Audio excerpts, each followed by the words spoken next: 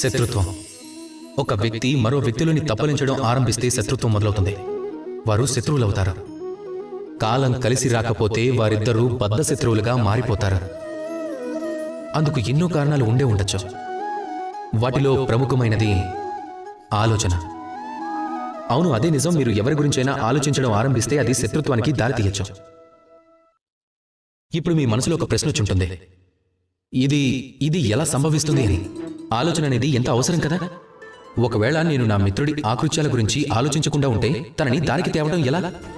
అది నిజమే కదా, ఆలోచన అవసరమే. అయితే ఆలోచన కంటే ముఖ్యమైనది ఏమిటి అంటే తమరి వివరణ. ఈ వివరణని మీరు ఏ స్థానంలో వివరించాలి? దీనిని 10 మంది ముందు వివరిస్తే అది అవమానంగా కూడా మారచ్చు. అదే ఒంటరిగా ఉన్నప్పుడు వివరిస్తే కనుక అది ఆప్తవాక్యంగా మారుతుంది.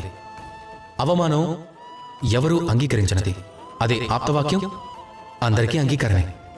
ఒకవేళ మీరు ఎవరి మంచైనా కోరుకుంటే, వారిలో మార్పు తేవాలనుకుంటే, అప్పుడు ఆలోచించడం అవసరం అనుకుంటే కనుక మొట్టమొదటగా సమయం, సందర్భం, పరిస్థితులను గుర్తించాలి.